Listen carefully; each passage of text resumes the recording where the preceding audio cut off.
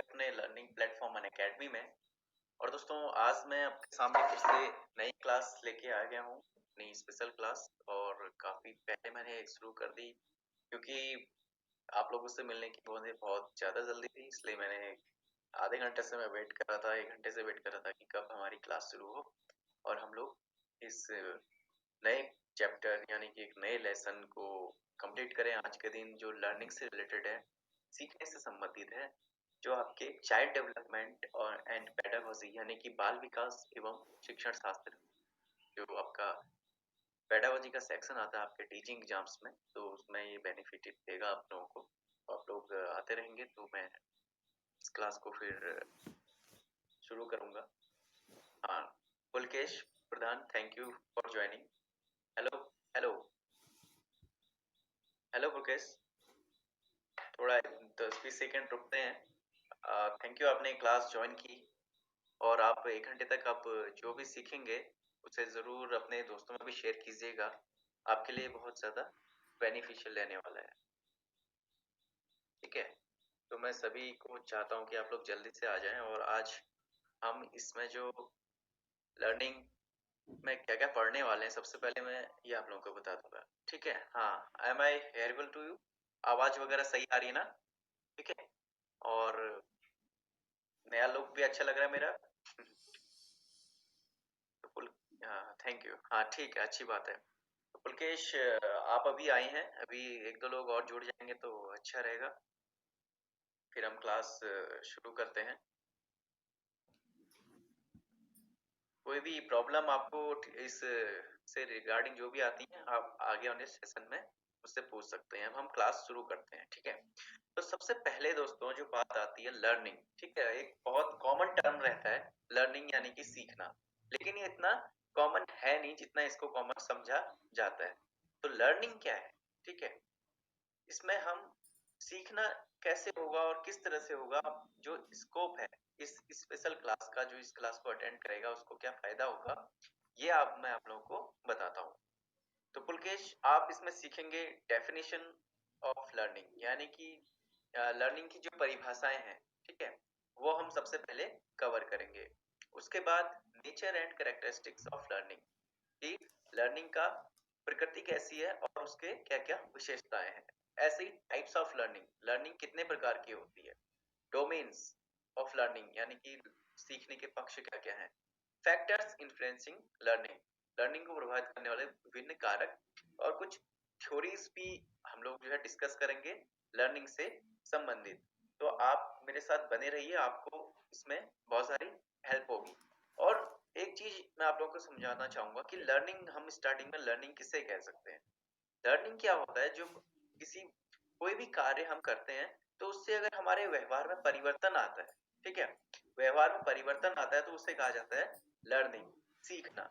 सीखना ये नहीं कि हमने आज एक चीज सीखी और 2 दिन बाद भूल गए, तो उसे आप सीखना नहीं कहेंगे। सीखना ऐसी चीज होती है जो हमारे साथ जीवन पर्यंत रहती है। ठीक है, जीवन पर्यंत जो चलती है, यानी कि कोई चीज आज हमने सीखी तो वो हमें लंबे समय तक याद रहे, बहुत ज्यादा देर तक, दिनों तक याद रहे, क्योंकि कुछ चीजें लर्निंग ऐसी होती हैं जो अभ्यास के साथ साथ आती हैं। तो दोस्तों आप समझे होंगे कि लर्निंग यानी कि सीखना क्या है। अब हम इनको डेफिनेशंस के माध्यम से समझते हैं।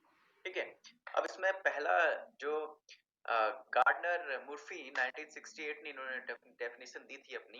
इन्होंने कहा था कि the term learning covers every modification in behaviour to meet environmental requirements. ठीक है, जो गार्डनर थे इनके हिसाब से क्या था कि जो लर्निंग टर्म है वो क्या कवर करता है कि मॉडिफिकेशन इन बिहेवियर, आपके व्यवहार में परिवर्तन, व्यवहार में परिवर्तन जो पर्यावरण की रिक्वायरमेंट्स को पूरा करता हो। ठीक है, एक्वायर्ड करता हो। Educator please upload and pin post the PDF under the discussion section on the course page of Unacademy. हाँ, तो ये अभी मुझे पता नहीं है इसका कैसे इन्होंने करना है, लेकिन अभी मैं इनको लिख देता हूँ कि कैसे, बाद में मुझे पीडीएफ आपको मिल जाएगी पुलकेश, आप इसकी चिंता मत कीजिएगा। लास्ट में जब अटैचमेंट वाले में उसमें शायद करना होता है तो मैं अटैच कर दूंगा जब से ये सेक्शन खत्म होगा हमारा। हाँ, तो टर्म जहाँ पर, हाँ, और आपको कोई क्वेरी हो बीच में कहीं पे समझ में ना आए तो आप मुझे बता दीजिएगा, ठीक है। टर्म जो कह रखा है इन्होंने कि जो टर्म लर्निंग है, ठीक है, लर्निंग क्या है कि मॉडिफिकेशन हो जाएगा, आपके व्यवहार में परिवर्तन होगा जो पर्यावरण की रिक्वायरमेंट्स को, पर्यावरण की जरूरत को पूरा करता होगा। पर्यावरण की जरूरतों से क्या होगा, एनवायरमेंट क्या होता है दोस्तों कि हमारा और जो हमारे आसपास का वातावरण है उसके साथ हमारा क्या होना चाहिए, सामंजस्य होना चाहिए, ठीक है। तो इसी जैसे हमें आजकल क्या है, ठंडे के सीजन है तो हम लोग क्या है गर्म कपड़े वगैरह पहन लेते हैं, तो ये क्या है एनवायरमेंटल रिक्वायरमेंट्स को हम पूरा करते हैं। और यही भी क्या है कि लर्निंग में आता है कि हम गर्म कपड़े पहन रहे हैं, ठीक है। हालांकि अनअकैडमी में मैं अभी पहन नहीं पा रहा हूँ और ठंडा भी मुझे लग रहा है क्योंकि टी शर्ट पहनना जरूरी है अनअकैडमी की। कल के दिन अगर स्वेटर बना देंगे अनअकैडमी में तो काफी अच्छा मुझे रहेगा। मैं रिक्वेस्ट करूंगा अपनी टीम से, ठीक है। अब हम आते हैं गेट्स की डेफिनेशन के ऊपर जो 1946 में उन्होंने दी थी। Learning is the modification of behaviour through experience. ये क्या है, मोस्ट एक्सेप्टेबल कह सकते हैं कि जो लर्निंग की डेफिनेशन है ये बहुत ज्यादा मानी गई है, ठीक है। इसमें क्या होता है कि व्यवहार में परिवर्तन, मॉडिफिकेशन ऑफ बिहेवियर, यानी कि आपके व्यवहार में परिवर्तन होता है अनुभवों से, ठीक है। अनुभवों से अगर आपके व्यवहार में परिवर्तन हो रहा है तो वही सीखना है। अनुभवों से जो आपके व्यवहार में परिवर्तन होता है उसे ही हम क्या कहते हैं, सीखना कहते हैं।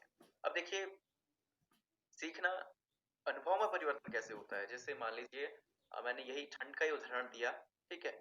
इसमें क्या है कि हम क्या है जैसे ठंडा आता है हम गर्म कपड़े पहनने लग जाते हैं, अब धीरे धीरे गर्मी बढ़ने लगेगी तो हमारे क्या है कपड़े वो छूटते रहेंगे, तो वो क्या है एक मॉडिफिकेशन है व्यवहार में। ऐसे ही जब बच्चा बड़ा हो रहा होता है और वो चलने की प्रैक्टिस करता है, रास्ते में उसके हल्की सी ठोकर लग जाती है तो अगली बार वो अगर कोई रास्ते में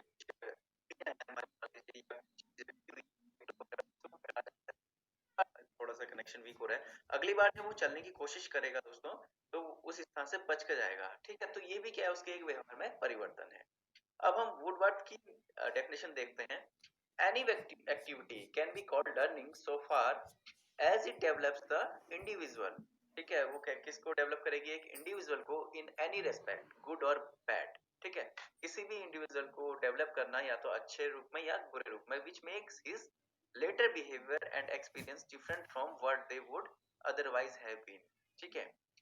एक ऐसी एक्टिविटी, कोई उन्होंने कहा कि ऐसी क्रिया जो क्या करे एक व्यक्ति को अच्छे या बुरे के रूप में, ठीक है, डिवाइड कर दे। ऐसी एक्टिविटी जैसे वो कुछ काम कर रहा है तो क्या है कि वो उसे लगता है कि वो काम अच्छा है तो उसे वो बार बार करेगा, ठीक है।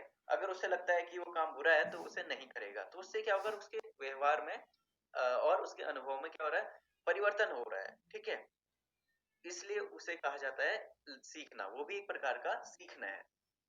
अब हम बात करेंगे किंग्सले और गैरी की, ठीक है। किंग्सले और गैरी ने 1957 में ये डेफिनेशन दी थी। इसमें कहा था learning is the process by which behaviour changed through practice and और training.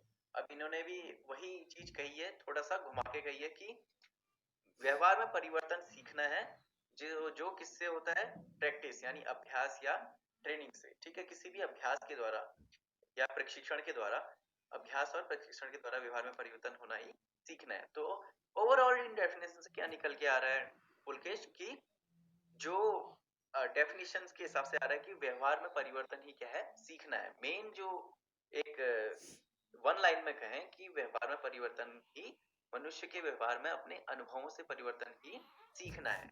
Yes, change in behaviour, very good. इस तरह से आप बीच में जाते हैं। जी हाँ, अब डेफिनेशंस के आधार पर क्या क्या चीज निकल के आई है ये भी आप लोगों को मिल जाएगी। तो मैंने काफी मेहनत से पुलकेश ये बनाई हुई है और इसमें आपको लर्निंग से कॉन्सेप्ट तो आपका आज पूरा क्लियर होने वाला है, ठीक है। आप मेरे साथ बने रहिएगा आखिर तक और देखिए कि लर्निंग से हमें क्या क्या निकल के आया है। A change in behaviour as the result of experience और प्रैक्टिस इज अ लर्निंग, ठीक है। द एक्विजिशन ऑफ नॉलेज, ठीक है, लर्निंग है, ठीक है। डेफिनेशंस के हिसाब से हम अगर जाएं तो अगर हमें ज्ञान की प्राप्ति हो रही है तो वो भी क्या है, एक लर्निंग है ना। Knowledge gain through study, study से अगर हमें कोई नॉलेज मिल रहा है, पढ़ने से हमें कोई नॉलेज मिल रहा है तो वो भी सीखना है। टू गेन नॉलेज ऑफ और skill in something through study, teaching, instruction और एक्सपीरियंस, ज्ञान प्राप्त करना किसी कोई कौशल प्राप्त करना, किसी चीज को पढ़कर या शिक्षण देकर या आपके अनुदेशन द्वारा या आपकी एक्सपीरियंस द्वारा, तो ये भी क्या है, एक लर्निंग है। बिहेवियर चेंज, शेप्ड और कंट्रोल्ड, एक ऐसी प्रोसेस जिसमें क्या हो, व्यवहार में आपके परिवर्तन हो जाए और शेप में परिवर्तन हो या कंट्रोल, नियंत्रण की स्थिति में आ जाए किसी प्रोसेस के, तो वो भी क्या है, एक सीखना है। अब बात करते हैं the individual process of constructing understanding based on experience from a wide range of sources. ठीक है, इंडिविजुअल की प्रोसेस कंस्ट्रक्टिंग अंडरस्टैंडिंग, उनकी जो समझ है अपने अनुभवों के आधार पर, अलग अलग सोर्सेस के आधार पर। तो मतलब आप जिस चीज से भी क्या है, जिस भी सोर्स से मिल रहे हैं, अगर आपसे उसके अपने उस सोर्स से, उस स्रोत को आप समझ रहे हैं, तो उससे भी आपके व्यवहार में क्या होता है, कुछ ना कुछ परिवर्तन आता ही है। तो व्यवहार में यह परिवर्तन भी आपका एक तरह से सीखना है। अब कुछ बात कर लेते हैं nature and characteristic of learning. वैसे तो बहुत ज्यादा इसका प्रकृति है या इसकी विशेषताएं बहुत ज्यादा है, मैंने ब्रीफ करने के लिए 14 उसमें डिवाइड किया है इसको, तो उसको आप देखिएगा। पहला इसमें है learning is the change in behaviour. तो सबसे पहला क्या है कि लर्निंग क्या है, व्यवहार में परिवर्तन है। ठीक है, दूसरा है learning is A continuous life long process, और सीखना क्या है, कंटिन्यूअस है, लाइफ लॉन्ग प्रोसेस और जीवन पर्यंत चलती रहती है। और ये भी एक सीखने का महत्वपूर्ण विशेषता है कि लर्निंग क्या है, कभी भी स्टॉप नहीं होती। कोई भी नहीं कह सकता कि मैंने सब कुछ सीख लिया, मुझे सब कुछ आ गया है। तो जैसे नॉलेज असीमित है, वैसे ही लर्निंग भी असीमित है, आप सीखते रहते हैं जीवन पर्यंत। ठीक है, learning is a universal process. अब यूनिवर्सल प्रोसेस क्या होती है मित्रों, यूनिवर्सल प्रोसेस होती है कि मतलब सार्वभौमिक, यानी कि जो इस स्थान के लिए लर्निंग सही है, माना मैंने कोई चीज यहाँ पर सीखी तो मैं अमेरिका में सीखूं तो वहां के लिए भी वो वैध होगी। ठीक है, जो लर्निंग की थ्योरीज हैं, अगर वो भारत के लिए सही है, ठहरा जा रही है, तो उसे अमेरिका या अन्य देशों में भी क्या समान रूप से सही माना जाएगा। तो इसलिए कहते हैं कि learning is a universal process. Learning is purposive and goal directed. Learning का क्या होगा, एक कोई ना कोई क्या होगा, उद्देश्य होगा। ठीक है, और ये क्या होगी कि गोल डायरेक्टेड होगी, यानी कि अपने उद्देश्य को इससे डायरेक्ट करेगी, यानी गोल निर्देशित होगी। ठीक है, क्योंकि सीखना क्या है, आप कोई भी चीज क्यों सीखते हैं, जब आपका कोई उद्देश्य निर्धारित हो। ठीक है, learning involves reconstruction of experiences, यानी कि अपने अनुभवों के पुनर्निर्माण में भी क्या लर्निंग इन्वॉल्व रहती है।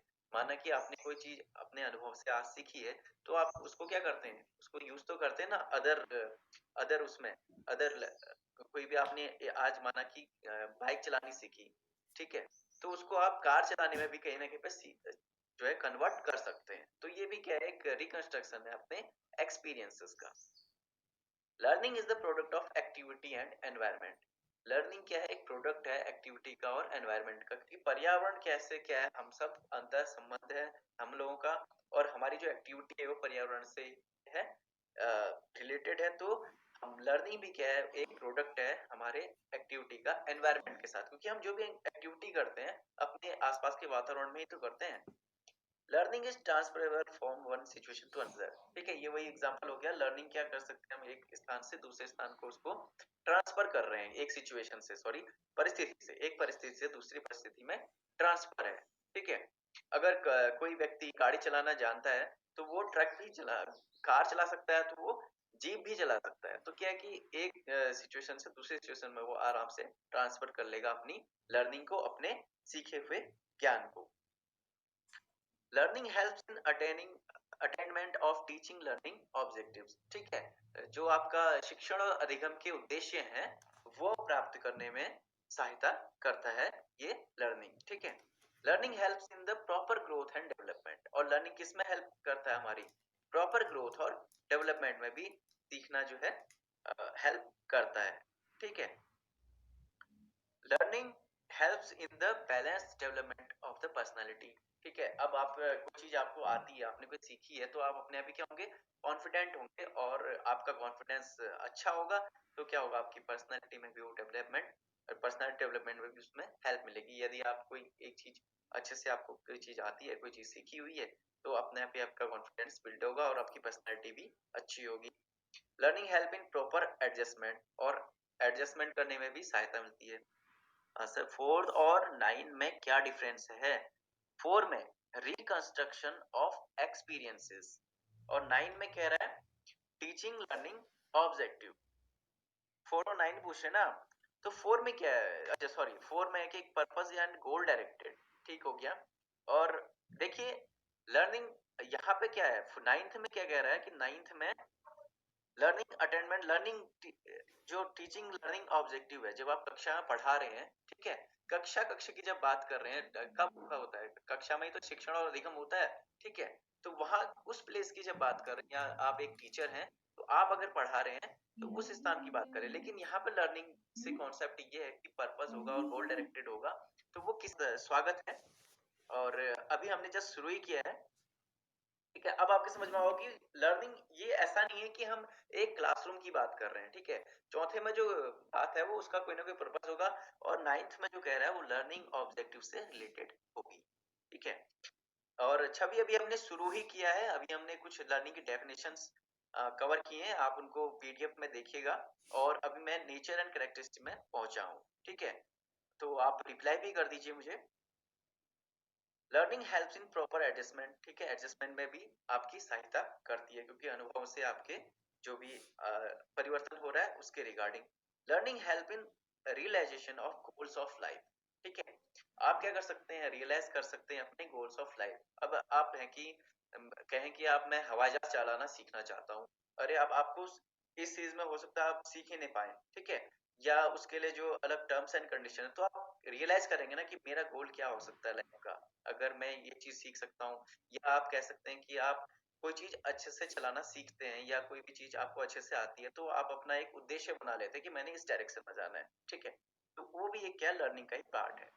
Learning does not necessary imply improvement, और लर्निंग में क्या होता है, इम्प्रूवमेंट की आमतौर पर आवश्यकता नहीं होती है। क्यों नहीं होती है? क्योंकि क्या है कि आप जो चीज सीख चुके हैं वो अपने व्यवहार में परिवर्तन आपका आया है, अनुभव से आया है, ठीक है। और अनुभव क्या होते हैं, बहुत दीर्घकालिक होते हैं, ठीक है। तो कह रहा है कि कुछ जरूरी नहीं है कि उसमें परिवर्तन की आवश्यकता होगी, ठीक है। आप पुलकेश और छवि, आप दोनों से एक छोटा सा क्वेश्चन पूछना चाहूंगा कि आप दोनों ने बीएड किया हुआ है, बैचलर ऑफ एजुकेशन, तो आपको मैं उस हिसाब से भी किया है तो उसके हिसाब से पढ़ाऊंगा, किया है तो फिर ऐसे पढ़ाऊंगा। तो आप प्लीज मुझे रिप्लाई भी कीजिएगा जी, अच्छी बात है। तब तो आप लोग को कॉन्सेप्ट और अच्छे से क्लियर हो जाएंगे, और इंटरेक्शन में भी अच्छा रहेगा आप लोगों के साथ। जी बिल्कुल।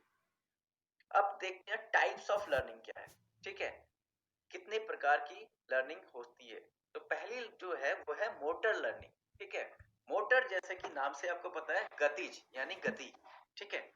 तो most of our activities in day to day life refers to motor activities. जो भी हम दिनचर्या में रेगुलर एक्टिविटीज करते हैं उसे क्या कहते हैं हम, मोटर एक्टिविटीज, यानी कि जो यांत्रिक कार्य हैं वो उन्हें कहा जाता है। The individual has to learn them in order to maintain his regular life. For example, walking, running, um, skating, driving, climbing, etc. All these activities involve the muscular coordination. Okay, I am preparing for entrance. बिल्कुल आपका बिल्कुल clear हो जाएगा entrance में। मैं आप लोगों आपको छोटा सा छवि इनको बता देता हूँ, पोलकेश जी जो अभी अब बीएड कर ही रहे हैं, ठीक है, ये भी भावी एक शिक्षक है हमारे। तो आपको बेसिक अपना जो भी आपका बीए है या बीएड बीएससी है, तो आप उसका बेसिक जरूर पढ़ के जाइएगा, वही क्वेश्चंस आएंगे। और थोड़ा बहुत जो आप अभी पढ़ रहे हैं वो भी आपको हेल्प जरूर करेगा, ठीक है।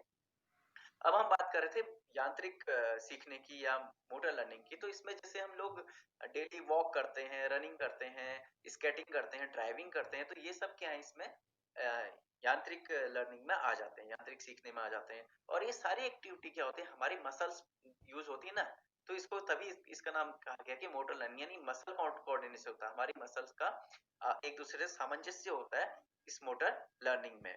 अब बात करेंगे हम वर्बल लर्निंग की, ठीक है। वर्बल लर्निंग क्या होगी, यानी कि बोलने से जो सीखा जाएगा। This type of learning involves the language we speak, the communication devices we use, signs, pictures, symbols, word, figures, sounds etc are the tools used in such activities, used for communication के लिए, ठीक है। One second friends, मेरा अभी थोड़ा पानी आ गया है, ठीक है, जल जीवन है तो उसे मैं थोड़ा अभी क्लोज करके आता हूँ, ठीक है, वन सेकंड वन सेकंड।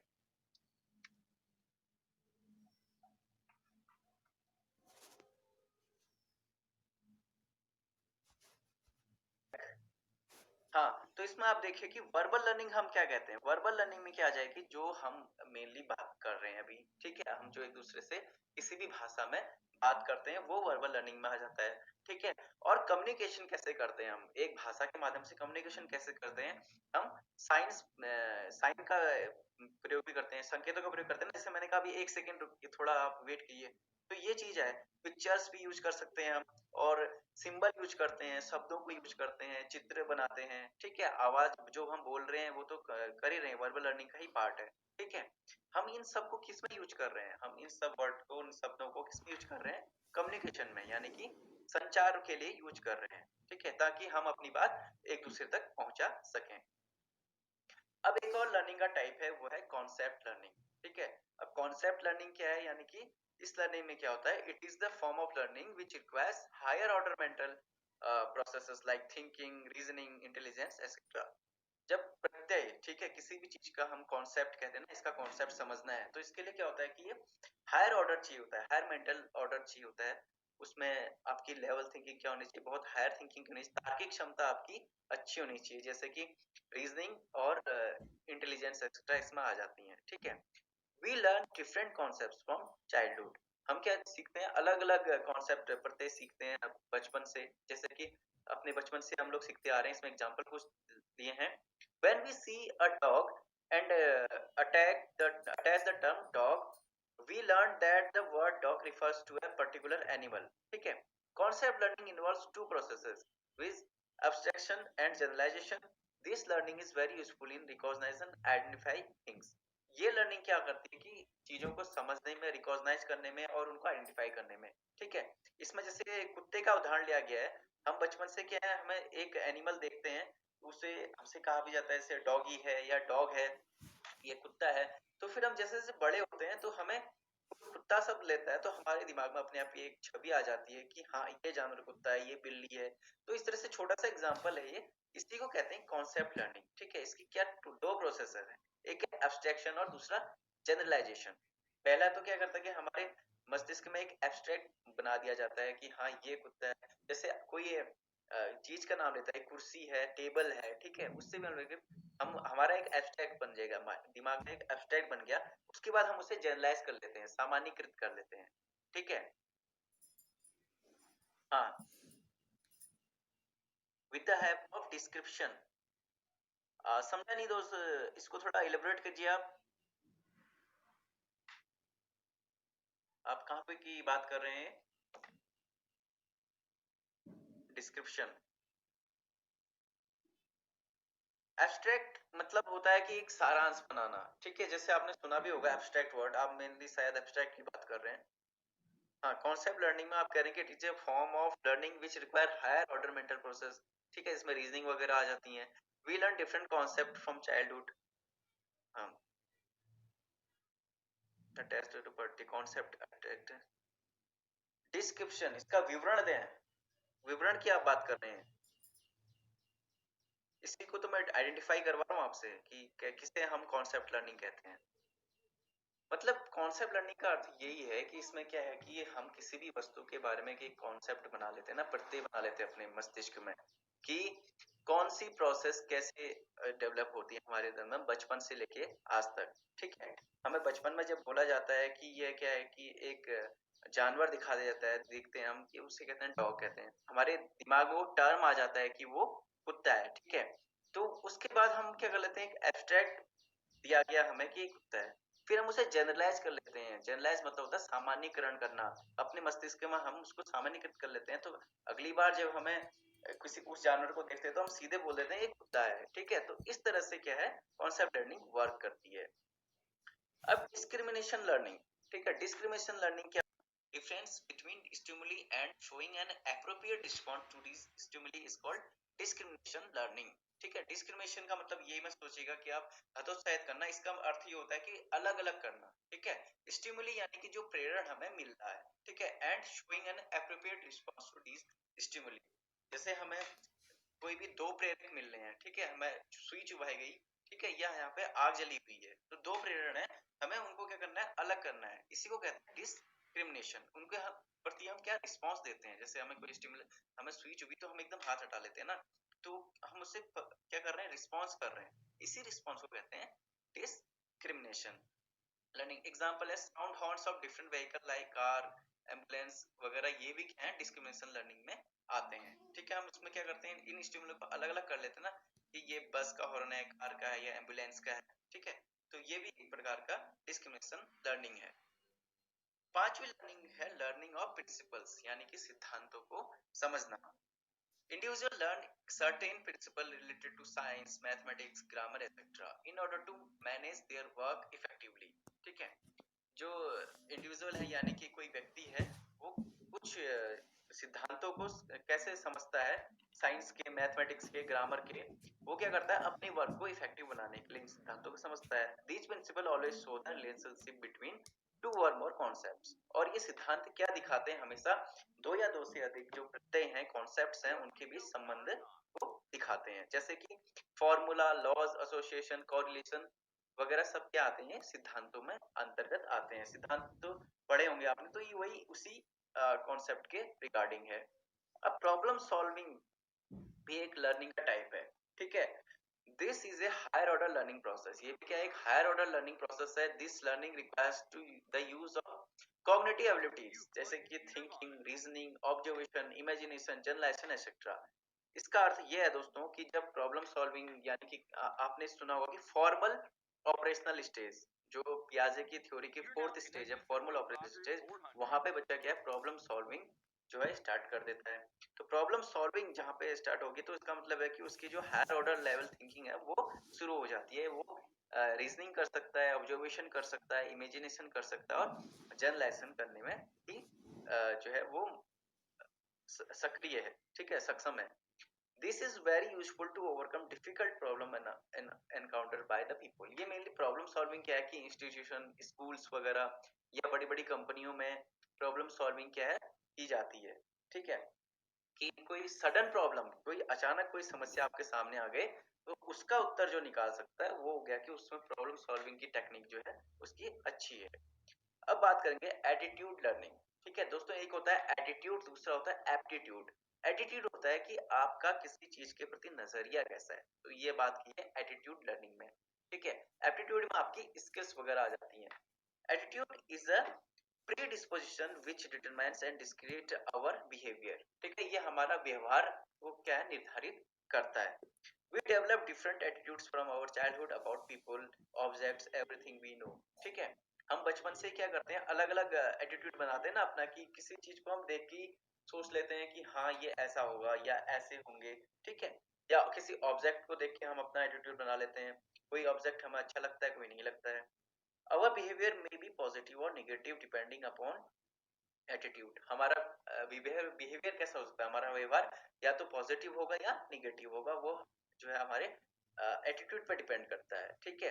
कोई भी चीज अच्छी या बुरी नहीं होती दुनिया में, वो क्या होता है, हमारा अपना खुद का नजरिया उसे बताता है कि वो अच्छा है या बुरा है। ठीक है। जब तक हम किसी को जान नहीं लेते, क्योंकि जानने और समझने में क्या है दोस्तों, बहुत अंतर होता है ना। हम किसी को जानते हैं लेकिन समझते नहीं है, तो हम उसके बारे में कोई राय नहीं दे सकते अपनी। तो ये कुछ ऐसे एग्जांपल हैं, जैसे attitude of nurse towards her profession, patients etcetera. हाँ जी हाँ, बिल्कुल।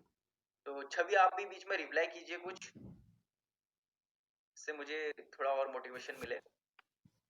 अब हम बात करेंगे कि डोमेन्स ऑफ लर्निंग में। ठीक है, डोमेन्स ऑफ लर्निंग क्या होती है। ठीक है।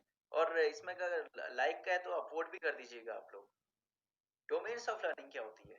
ठीक है, यानी कि सीखने के अलग अलग पक्ष क्या हैं, अलग अलग पक्ष होते हैं ना। ठीक है। तो सीखने के कौन कौन से पक्ष हैं, पहला है कॉग्निटिव डोमेन ऑफ लर्निंग, दूसरा है कॉग्निटिव डोमेन ऑफ लर्निंग, और तीसरा है अफेक्टिव डोमेन ऑफ लर्निंग। ठीक है। कॉग्निटिव डोमेन ऑफ लर्निंग यानी कि जो ज्ञानात्मक पक्ष से है, फिर क्रिया भावात्मक प्रश्न पक्ष है, फिर तीसरा है क्रियात्मक पक्ष। अब हम दोस्तों बात करेंगे थ्योरीज ऑफ लर्निंग की, जो आज के कोर्स में हम लोग कवर करने वाले हैं। ठीक है, इन थ्योरीज ऑफ लर्निंग को अब हम शुरू करते हैं। Psychologist have tried to explain how people learn and why they learn. ठीक है, जो साइकोलॉजिस्ट हैं, जो मनोवैज्ञानिक हैं, उन्होंने कोशिश की कि एक्सप्लेन करने की कैसे पीपल सीखते हैं और क्यों सीखते हैं।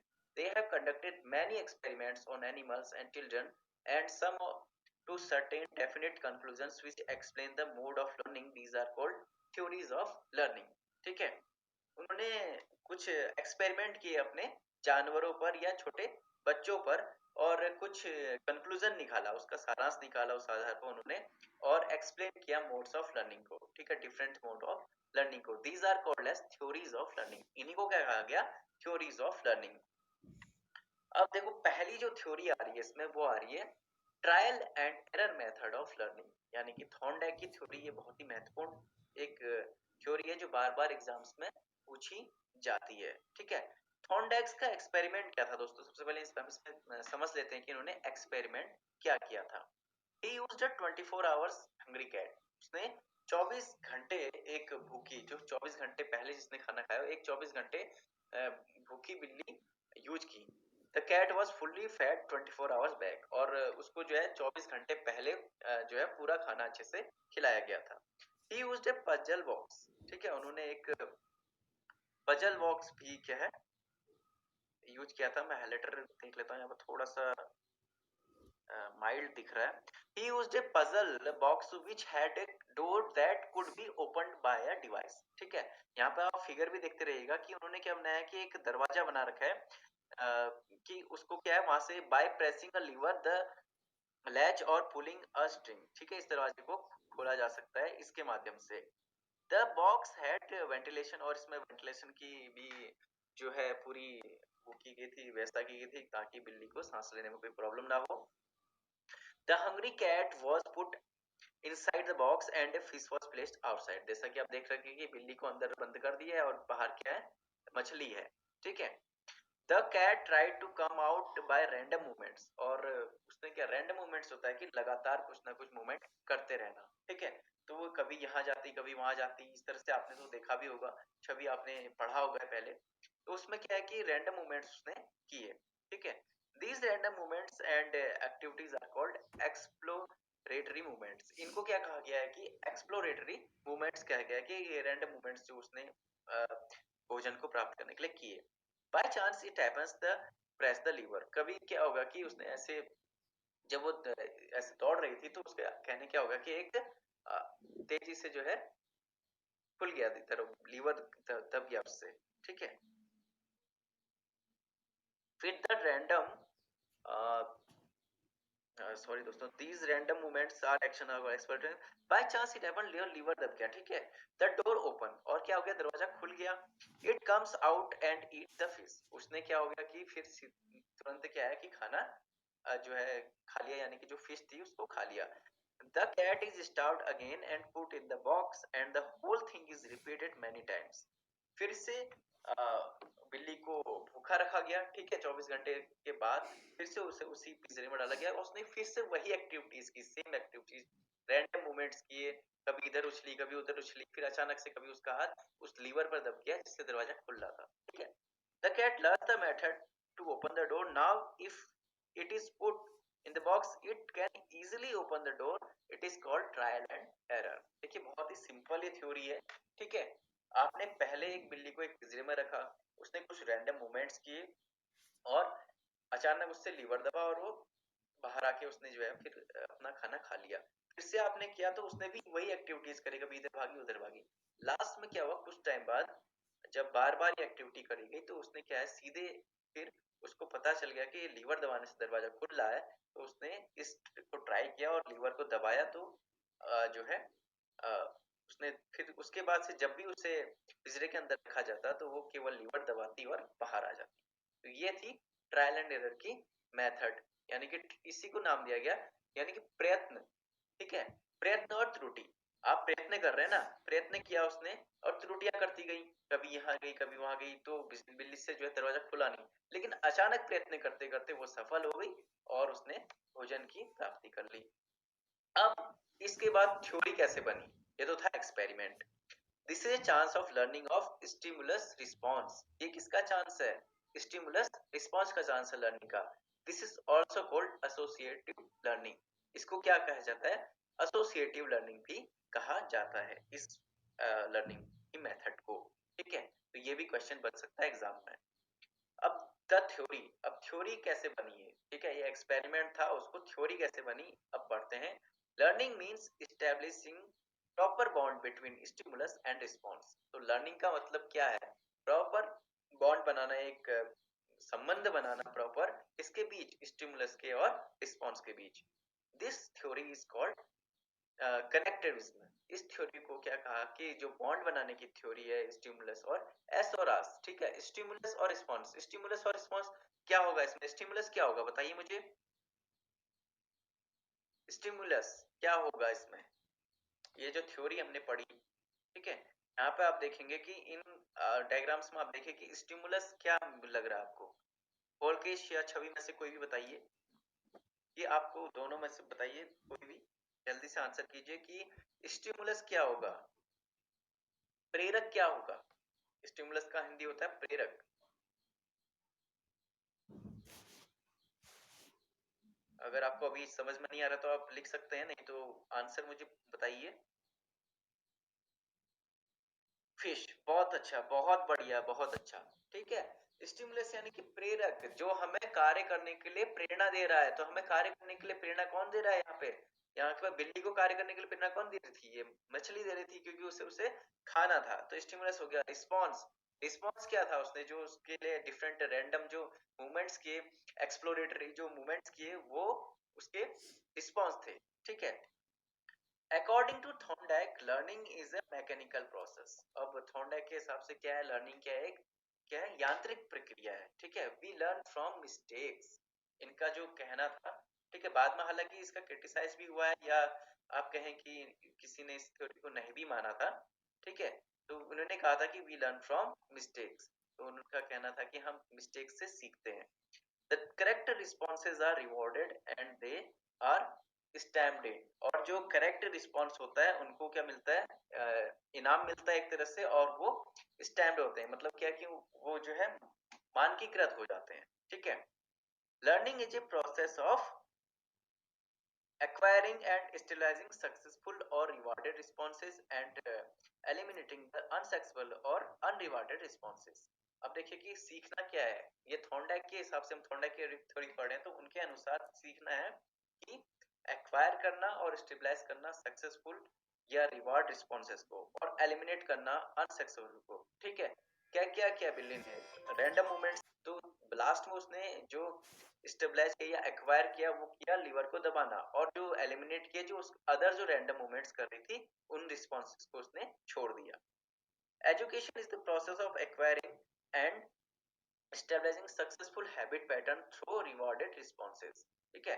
तो एजुकेशन में फिर क्या होगा कि इस प्रोसेस में, एजुकेशनली हम इस प्रोसेस को कहें तो एक्वायरिंग हो जाएगी successful habit pattern through rewarded responses, यही क्या इससे शिक्षा में मिल जाती है, सीख मिल जाती है।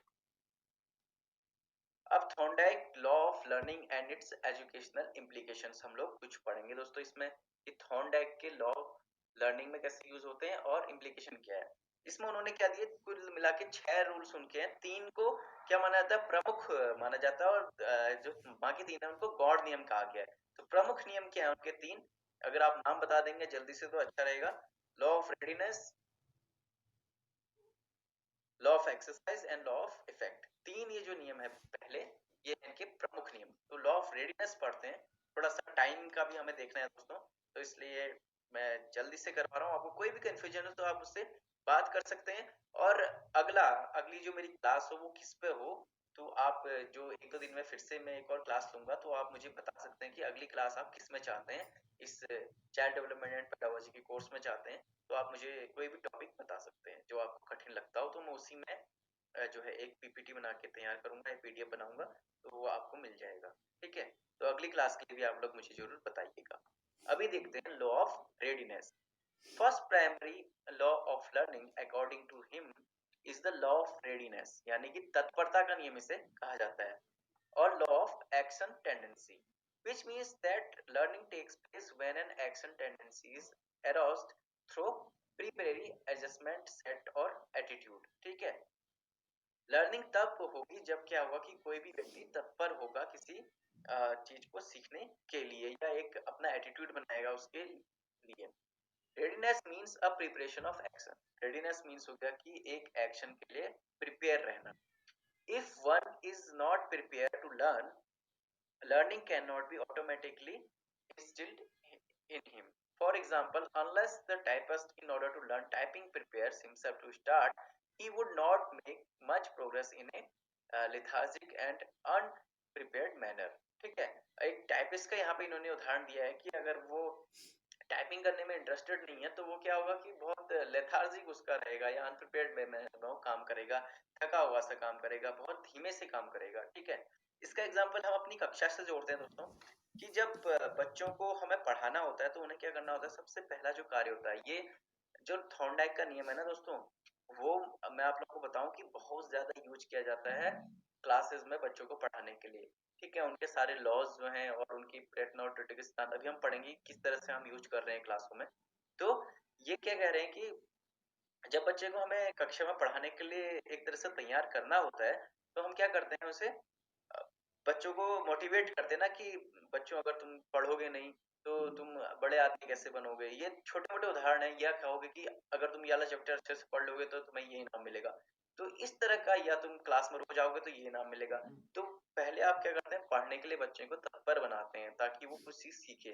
ठीक है, बच्चा रेडी ही नहीं होगा सीखने के लिए तो वो कहाँ से सीखेगा. पहले यही लोग का जो सार निकलता है वो यही है कि हाँ बिल्कुल, रेडीनेस. जी बिल्कुल, आपके समझ में आ गया, अच्छी बात है. अब हम देखेंगे लॉ ऑफ एक्सरसाइज, यानी कि अभ्यास का नियम. एक बार हमने बच्चे को तैयार कर लिया पढ़ने के लिए, उसके बाद क्या कराएंगे, उससे अभ्यास कराएंगे. ठीक है, the second law of learning is the law of exercise, which means that drill or practice helps in increasing efficiency and durability of learning. And according to Thorndike's SR bond theory, the connections are strengthened with trial or practice, and the connections are weakened when trial and practice is discontinued. ये बिल्कुल होता है.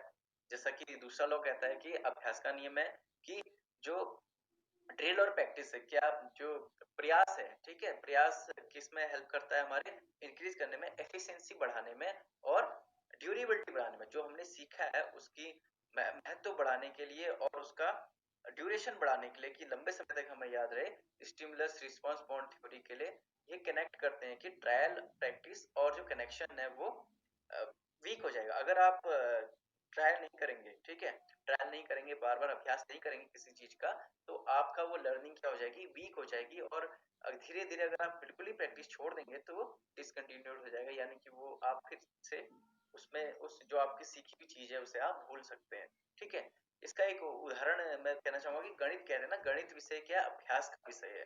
ठीक है, गणित में कोई कहते हैं कि बहुत अच्छा है तो वो आप उसको देखेंगे, उस व्यक्ति को गणित अच्छा है, वो बहुत ज्यादा क्या है, क्वेश्चन करता है, बहुत ज्यादा प्रैक्टिस करता है गणित के प्रश्नों की.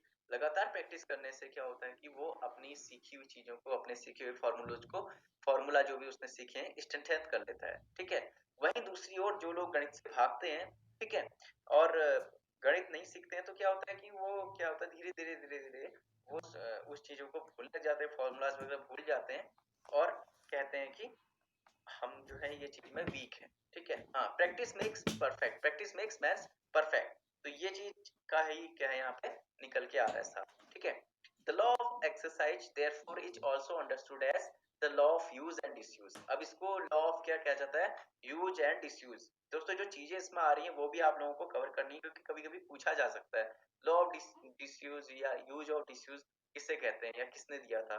ठीक है, इन विच केस कनेक्शन और bonds made in the brain cortex are weakened और लूज. ठीक है, हमारे ब्रेन में क्या है, एक निश्चित स्थान होता है. ठीक है, अगर हम कोई चीज एक बार, जैसे आज हमने सीख ली, कि हमारा भी जो ब्रेन है वो एक तरह से मैं आपको बताऊं कि मेमोरी कार्ड की तरह काम करता है. ठीक है, मेमोरी कार्ड करता है कि अगर हम नई चीज कोई सीख रहे हैं तो पुरानी चीज क्या अपने आप ही हमारा दिमाग क्या डिलीट करना शुरू कर देता है. ठीक है, अब हमने नई चीज तो सीख ली, लेकिन पुरानी चीज, कोई भी चीज आप आज याद करते हैं तो एक हफ्ते बाद उसे अवश्य थोड़ा थोड़ा भूलने लग जाते हैं. ठीक है, वो इसलिए होता है कि हमारा brain as a memory card उसे रीड कर पाता है और उसके बाद चीजें हम धीरे धीरे भूलने लग जाते हैं। तभी हमें क्या बार बार कहते हैं कि प्रैक्टिस करनी पड़ती है, बार बार चीजों को देखना पड़ता है याद करने के लिए, ताकि हमें वो चीज याद रहे। ठीक है, many example of this case are found in case of human learning, learning to drive a motor car, typewriting, singing और मेमोराइजिंग अ पोएम और a mathematical table and music etcetera. इसके एग्जांपल्स हो गए जैसे मोटर कार चलाना है, typewriting है, singing है, किसी पोयम को याद करना है, मैथमेटिकल टेबल्स याद करने हैं, ठीक है, पहाड़ याद करना हो गया, और गाने सीखना आपने याद करना है, ठीक है, और repetition of various movements and actions many times, repeat करना किसी एक्शंस को, तो ये लॉ ऑफ एक्सरसाइज में आ जाता है। अब बात करेंगे हम लॉ ऑफ इफेक्ट की, कि अब प्रभाव का नियम। ठीक है, हमने तत्परता का नियम पढ़ लिया, अब अभ्यास का नियम पढ़ लिया, अब है प्रभाव। ठीक है, प्रभावित होना किसी चीज से। The third law is law of effect, according to which the trial or steps leading to satisfaction stems in the bond or connection. Satisfying states lead to consolidation and strengthening of the connection, whereas dissatisfaction, annoyance or pain lead to the weakening or stamping किया, उसे कार्य करने में आपको क्या हुआ, satisfaction हुआ, आपको लगा कि हाँ मैंने आज बहुत अच्छा किया, इसे मैं और करूंगा। लेकिन आप किसी कार्य को करने में क्या है कि असहज महसूस हुआ या आपने कठिनाई महसूस करी, तो आपने क्या कि वो कार्य छोड़ दिया। यही होता है प्रभाव का नियम, कि आप कैसे प्रभावित हो रहे हैं उस कार्य से। अब देखिए यहाँ पर जो हमने बिल्ली का एग्जाम्पल पढ़ा था, उसमें उसने क्या किया, रैंडम मूवमेंट्स, उसे मछली खाने की बाहर के दी, रैंडम मूवमेंट्स किए उसने, और उससे वो थक गई। ठीक है, लीवर में हाथ पड़ गया उसका, तो क्या हो गया कि दरवाजा एकदम से खुल गया। तो उसने क्या किया कि उसने कहा कि जो लीवर दबाना है ये मुझे खुशी दे रहा है, यानी कि मेरा खाना उससे मिल रहा है। तो उसने अन्य मूवमेंट्स को भूलने लगी, फिर रैंडम मूवमेंट्स करना छोड़ दिया उसने, और जो सीधे जो मेन वह है। तो ये चीज आप समझ रहे होंगे, अपने अपने अपने एग्जाम्पल आप उससे सेट कर सकते हैं। ठीक है, in fact the law of effect signifies that if the response satisfies the subject, they are learned and selected, while those which are not sustained are eliminated. अब ये कि सब्जेक्ट की बात कर रहे हैं, किसी विषय की बात कर रहे हैं, ये भी होता है। ठीक है, कि कुछ लोग को गणित विषय बहुत अच्छा लगता है, कुछ को विज्ञान विषय अच्छा लगता है, कोई कहते हैं कि नहीं मेरे को बायोलॉजी अच्छी लगती है। ठीक है,